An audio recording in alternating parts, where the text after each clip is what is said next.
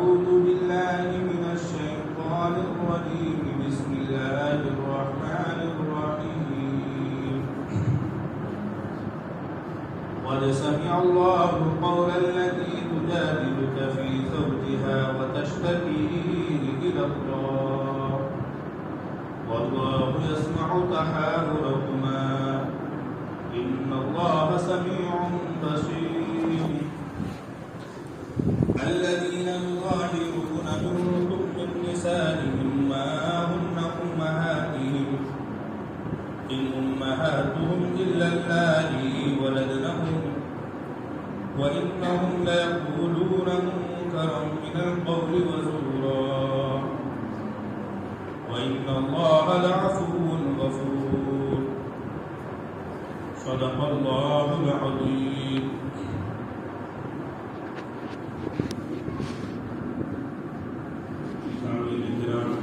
اللہ تبارک و تعالیٰ کا بے انتہا فضل و کرم احسان ہے کہ اللہ تبارک و تعالیٰ نے ہم سب کو تھوڑی دیر بیٹھ کر قرآن کریم کی کچھ آیتوں کو سننے اور سمجھنے کا موقع عنایت فرمایا.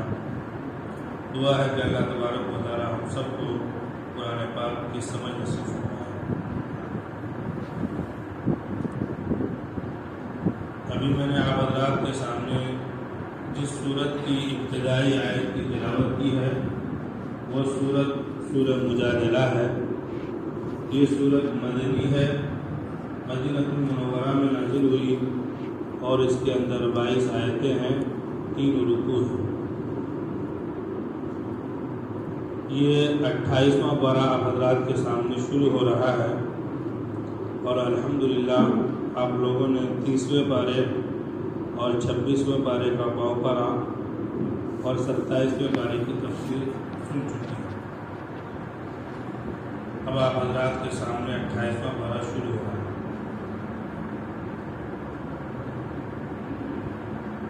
سورت کے شروع میں جو آیتیں ہیں اس کے نزول کی وجہ ہے ایک واقعہ،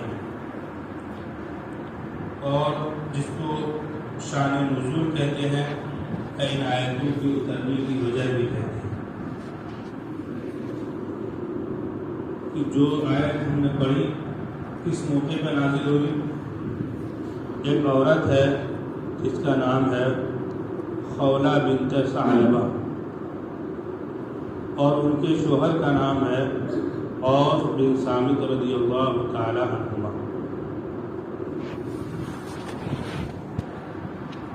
اوس بن صامت رضی اللہ تعالی عنہ نے اپنی بیوی خولہ بنت ثعلبہ سے کہا انتی کظہر امی، تو مجھ پر میری ماں کی پیٹھ کی طرح ہے. عرب کے اندر یہ جملہ بولا جاتا تھا انتی کظہری، تو میرے ماں، تو مجھ پر، انتی علیہ کظہر امی، تو مجھ پر میری ماں کی پیٹھ کی طرح. اس سے مطلب یہ سمجھا جاتا تھا جس طریقے سے میری ماں مجھ پر حرام ہے، یعنی ان سے ملنا، جس طریقے سے میری ماں مجھ پر حرام ہے، کس اعتبار سے؟ جس طریقے سے میاں بیوی کا تعلق ہوتا ہے، جس طریقے سے میری ماں مجھ پر حرام ہے اسی طریقے سے تو مجھ پر میری ماں کی پیٹھ کی طرح ہے، تو بھی حرام. اور اس جملے کو عرب کے اندر طلاق کا جملہ مانا جاتا تھا. طلاق کے اندر تو رجعت بھی ہے کہ 1 اور 2 طلاق استعمال کیا اور عدت کے اندر شوہر اس کو واپس لینا چاہتا ہے تو واپس لے سکتا ہے، یا اگر اس کی مدت گزر گئی، عدت کے جو ایام ہوتے ہیں شوہر کے گزر گئے، بعد میں وہ نکاح بھی پڑھ سکتا ہے. مگر یہ جو سسٹم تھا انتی کظہر امی، تو مجھ پر میری ماں کی پیٹھ کی طرح ہے، اس سسٹم میں کوئی رجعت نہیں تھا. جو بول دیے تو وہ بیوی اس کے لیے ہمیشہ کے لیے حرام ہے.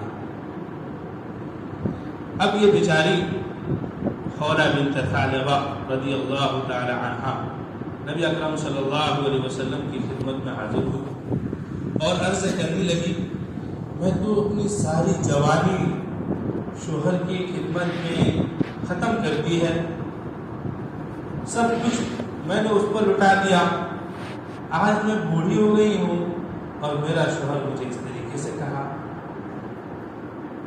اور حالانکہ میرے بچے بھی ہیں اور وہ بچے اس قابل ہیں اگر میں اپنے پاس رکھوں تو وہ بھوک کے مارے پریشان ہو کر مر سکتے، اگر میں اس کے پاس چھوڑ دوں تو وہ پرورش نہیں کر پائیں گے، ایسی صورت میں ہم کیا کریں؟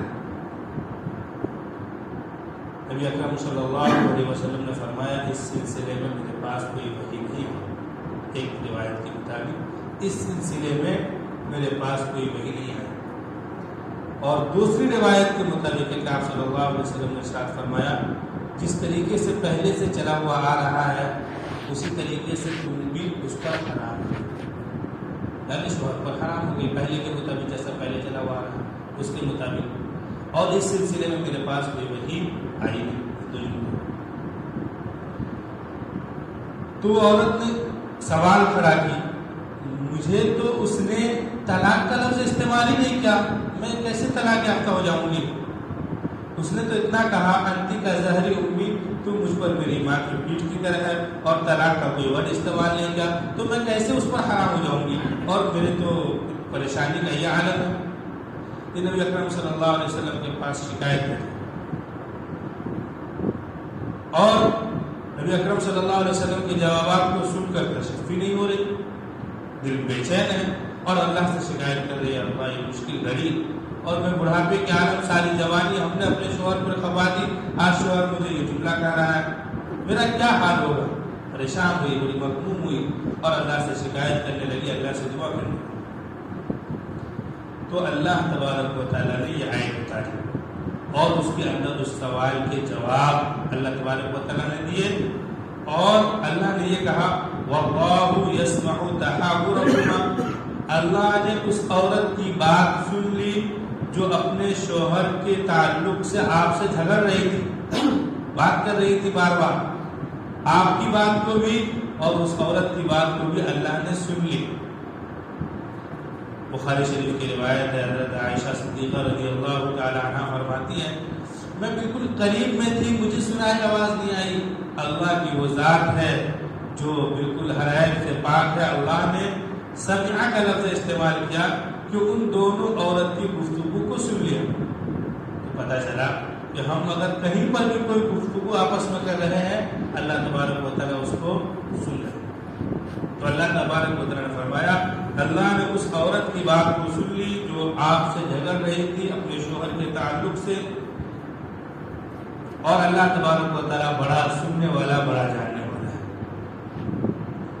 مسئلے کا حل اللہ تبارک و تعالیٰ نے آیت میں، بڑی لمبی آیتیں ہیں، اس کے اندر اس کے احکام بھی ہیں، مختصراً آپ حضرات کے سامنے آج اتنا ہی عرض کرتا ہوں کہ اللہ تبارک و تعالیٰ نے تنبیہ فرمائی کہ تمہارے اس طریقے سے کہنے سے انتی علیہ کا ظہر امی، اپنی بیوی کو یہ جملہ کہنا، اس کی وجہ سے تمہاری بیوی ہمیشہ کے لیے حرام نہیں ہوگی، اور یاد رکھو تمہارے اس جملہ کے کہنے کی وجہ سے کہ میری بیوی مجھ پر میری ماں کی طرح ہے، یہ حقیقی جملہ یہ بالکل بکواس ہے، یہ بالکل جھوٹ ہے اور ناپسندیدہ بات ہے۔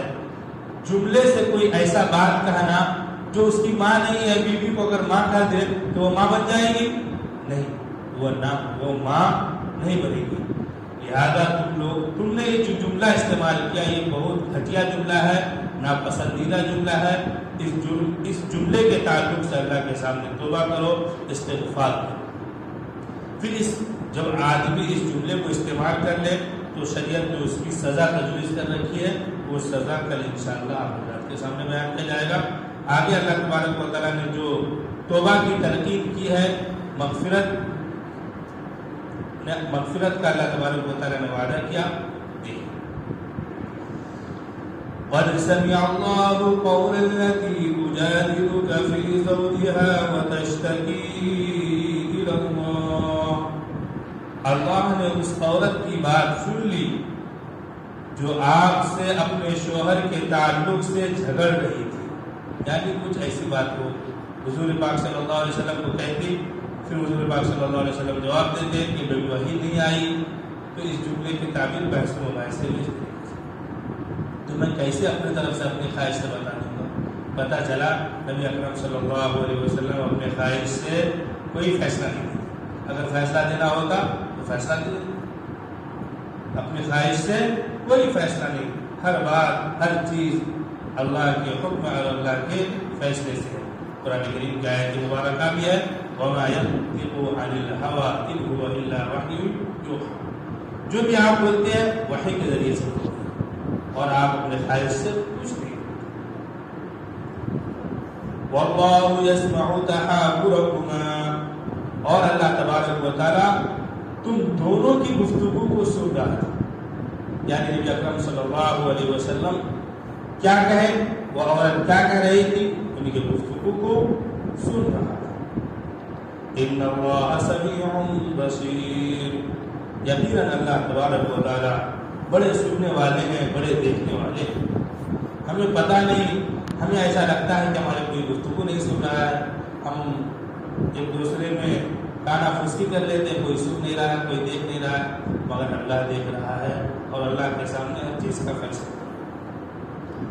یہ عورت جو ہے خولہ بنت ثعلبہ رضی اللہ تعالیٰ اس کی اس دعا کی وجہ سے کہ اللہ میں پریشان ہوں آپ کے سامنے مجبور ہوں میرے مسئلے کا حل کر دیجیے. اللہ نے سن لی اور اس بات سننے کی وجہ سے اللہ نے قرآن کریم کے اندر وہ آیتیں اتار دی. تقریباً آدھے رکوع سے زیادہ ہے 1 رکوع کے قریب ہے. تو حضرت عمر بن الخطاب رضی اللہ تعالیٰ عنہ اس عورت کی بہت زیادہ عزت کیا کرتے تھے. ایک مرتبہ حضرت عمر بن الخطاب رضی اللہ تعالیٰ عنہ کے زمانے میں یہ عورت جب حضرت عمر بن الخطاب رضی اللہ تعالیٰ عنہ بادشاہ ہے امیر المؤمنین ہے گزر رہے تھے آپ کے سامنے فوجوں کی ایک بڑی تعداد تھی لوگوں کی بڑی تعداد تھی راستے سے گزر رہے تھے. وہ عورت آئی اور بوڑھی تھی کھڑی ہو گئی صاحب کے سامنے. حضرت عمر رضی اللہ تعالیٰ عنہ نے ان کی پوری گفتگو سنی اور ان کی پوری عزت کی. ساتھیوں نے شکایت کی کیا اس بوڑھی کی وجہ سے اتنے سارے لوگوں کو آپ نے پریشانی میں دیا ہے کتنے لوگ ویٹ کرنے پڑے آپ چلتے رہتے سفر میں تو کتنا اچھا ہوتا. اس کو بعد میں اپنے آفس میں بلا لیتے دفتر میں عدالت میں بلا لیتے ان کی بات سن. حضرت عمر بن الخطاب رضی اللہ تعالیٰ عنہ نے فرمایا کیا جس بوڑھی عورت کی گفتگو اللہ سن لے اور وہ میرے سامنے کوئی گفتگو لے کر آئے کیا میں اس کی گفتگو نہ سنوں؟ یقیناً میں اس کی گفتگو پہلے سنوں گا بعد میں. بہرحال حضرت خولہ بنت ثعلبہ رضی اللہ تعالیٰ عنہا کی ایک بڑی عزت اور بڑا مقام ہے کہ ان کی دعا کی وجہ سے آئے. اب اللہ تبارک و تعالیٰ تنبیہ فرما رہے ہیں ان لوگوں کو جو زہار کرتے ہیں. انتی کا ظہری علیہ حبی اس جملہ کے کہنے کو شریعت میں زہار کہتے ہیں. تنبیہ فرمائے الذین یظاہرون منکم من نسائہم ما ہن امہاتہم. جو لوگ تم میں سے اپنی بیویوں سے زہار کرتے ہیں وہ ان کی حقیقی مائیں نہیں. یعنی جو اس طریقے سے کہتے ہیں بیوی سے تو مجھ پر میری ماں کی میٹ کی طرح ہے تو اس جملے کے کہنے سے وہ اس کی حقیقی ماں نہیں بن جاتی. ان امہاتہم الا اللائی ولدنہم. ان کی مائیں تو وہ ہے جس نے ان کو جنا وہ حقیقی ماں ہے. تمہارے جملے کے کہنے کی وجہ سے وہ حقیقی ماں نہیں بنتی. وَإِنَّهُمْ لَيَقُولُونَ مُنكَرًا مِنَ الْقَوْلِ وَزُورًا. یقیناً یہ لوگ جھوٹی اور ناپسندیدہ باتیں کہہ رہے ہیں.